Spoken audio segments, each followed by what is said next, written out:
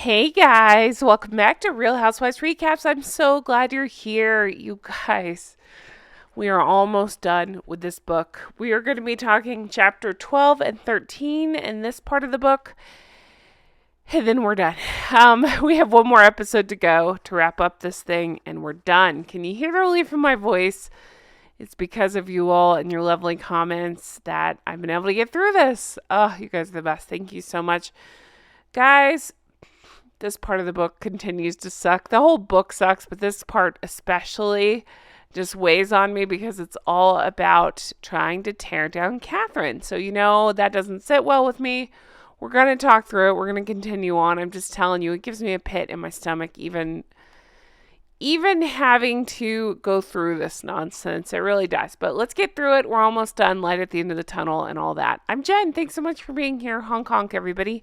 A honk because one of Meghan's cronies told me I sound like a drunk goose. I love it. I've been honking ever since. Look at my honkers. All right.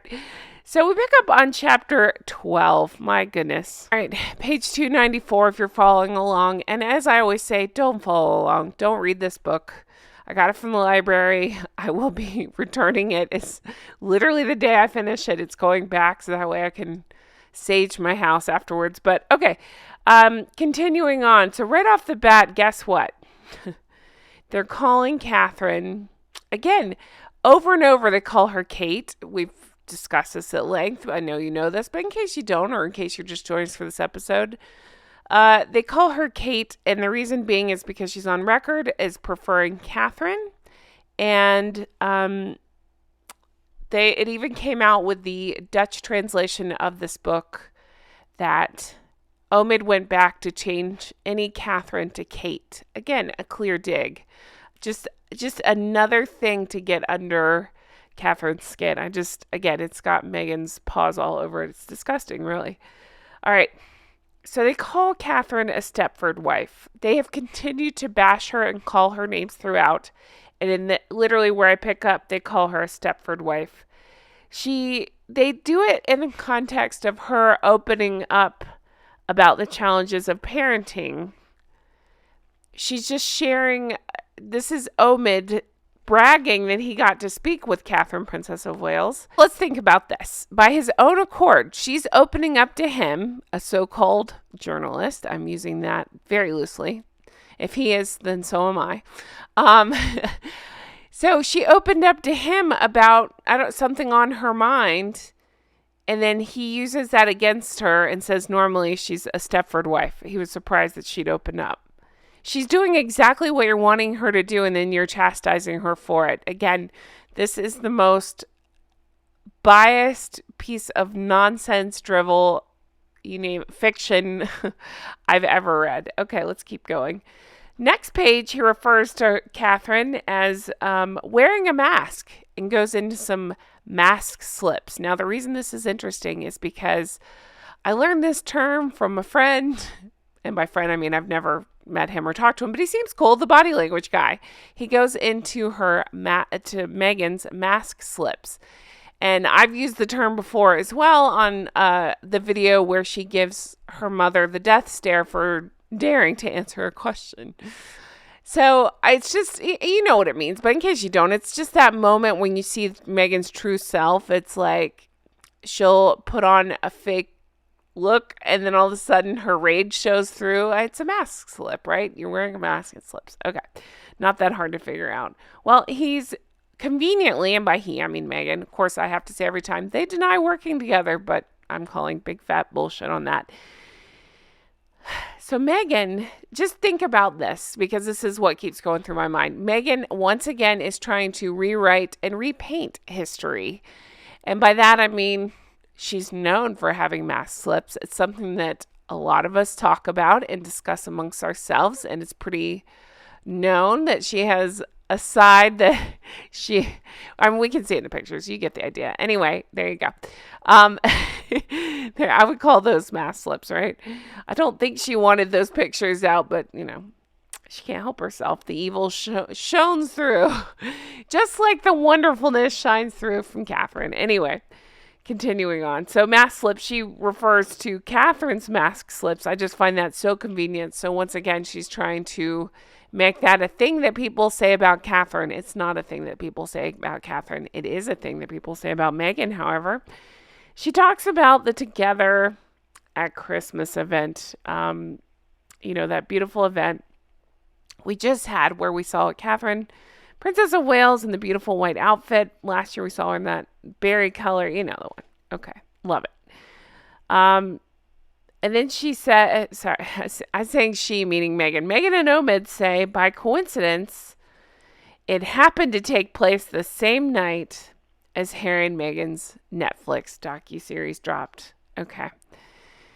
Once again, no accountability for anything that Harry and Meghan are known to do. They love to overshadow any royal events, especially when it involves Catherine, Princess of Wales, because as we know, Meghan is completely envious of Catherine, and any chance she can try to steal anything from her, that's what she's going to do. Case in point, look at the picture. She's trying. It's not going to work, but she's trying.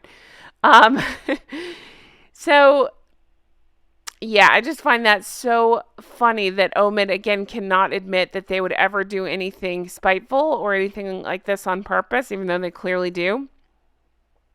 And instead uses it to try to, I don't know if bash is the right word, but basically bash Catherine and William.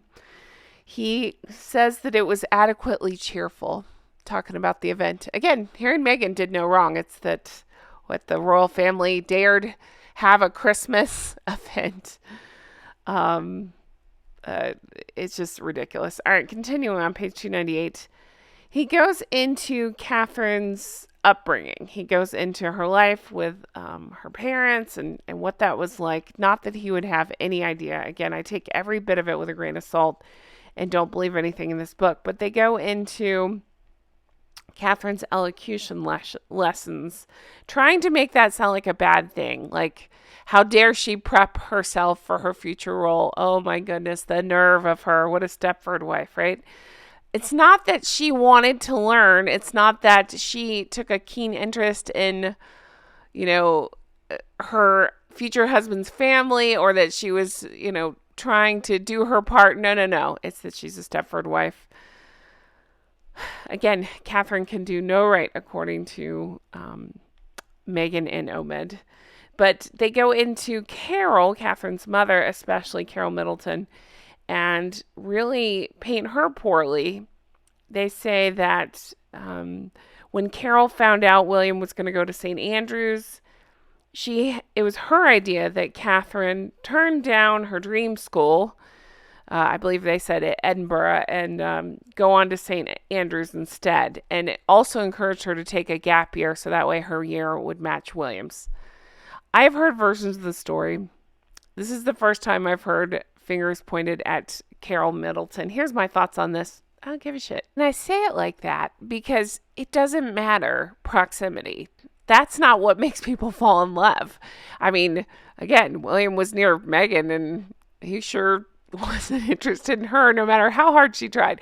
No, but you see what I'm saying? Like, it takes more than proximity. So I don't care. I don't care how it was written, if it was orchestrated. I don't care. I really don't. It's that, hey, they found each other, they fell in love, and Catherine has been nothing but a wonderful addition to the royal family. That's what I care about. She seems like I don't know her. She just seems like a wonderful wife, mother, like future queen. That's what I care about.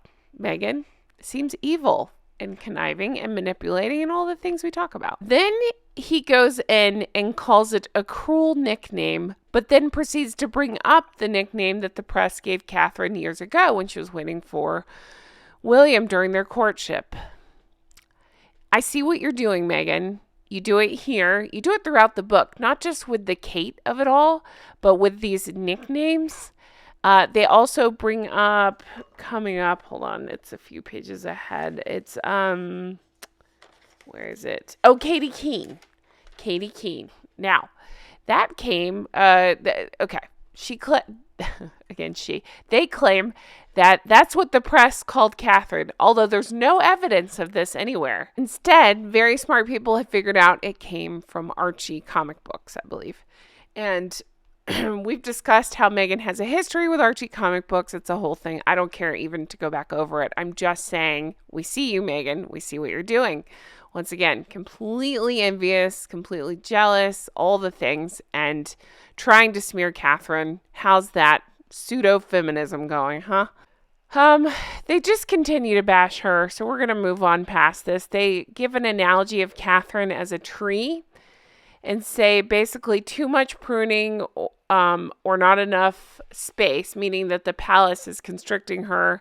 It makes the tree take an odd shape. Just totally continuing to dig at Catherine, giving her no agency or free will in this situation. It's all that she's led around and the palace is doing this to her. It's just awful, and we're just going to move on. We're going to go on to chapter 13. It just serves no purpose. They just continue to bash Catherine because Meghan could never compete, and she can't stand it. So what does she do? She has to bash her. That's what she does.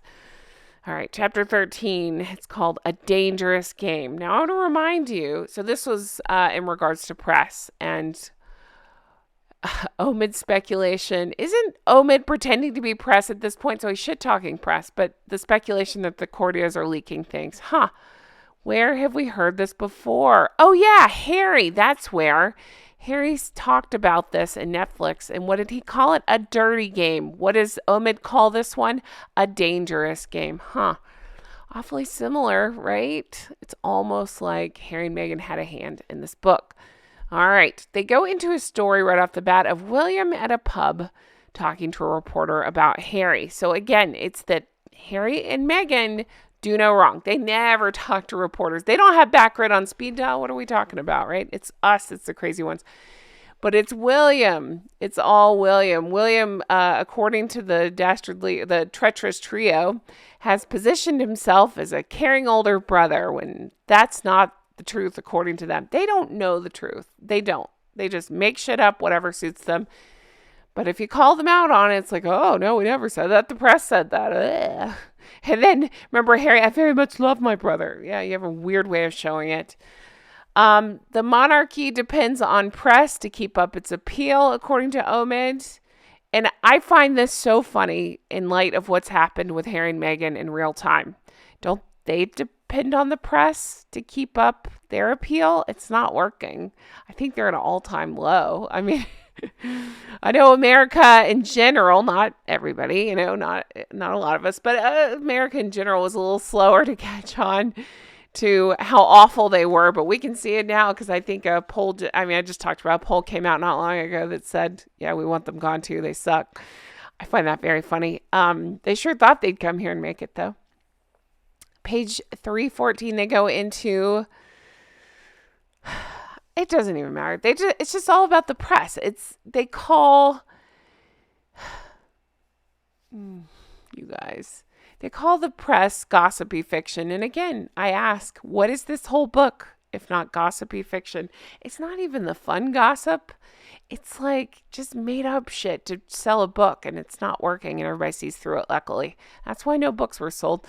They're talking in regards to Prince Harry spending nights away. And yet, if this had been a rumor about William, they would use that opportunity to bash William. That's what they do, but Harry never could mess up or do anything wrong, like spend the night away. All right, page 316, we go into Omid is a victim. He loves to paint himself victim as too. Of course, the three of them can sit around and talk about what victims they are. He had less access to the Rhoda once he teamed up with Harry and Meghan. We're supposed to feel sorry for him about that. It's not that nobody trusted him anymore and that they realized that he was in bed with the, Hank and Skank. It's that he is, I don't know. I don't even know what he's claiming there. He's just a victim. Then they go into Cordia's, Harry's favorite obsession, and them leaking info to the press. They talk about a toxic culture of leaking stories, especially in regards to Harry and Meghan. Oh my God. They put themselves on such a pedestal this whole time. It's just crazy to hear. But here's where it gets at me. You ready? Omid refers to Harry and Meghan as an easy target for the courtiers leaking press stories. Do you want to know why? Because according to Omid, they had unrivaled popularity at the time. Okay. I would like to call out once again, he's contradicting himself with his own words here.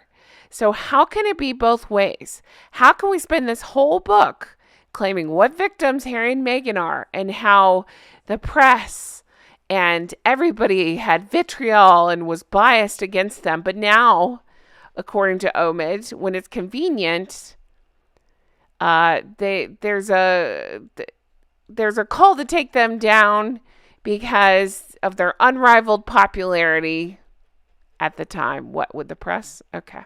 Again, it makes no sense at all. Isn't that why Harry, if you think about it, Harry told James Corden that's the reason they left, is because you know what the British press are like. Again, I'm not even surprised anymore. It's their hypocritical thing. It's what they do. Complain about the press and then call them on speed dial for photo ops. It's just what they do.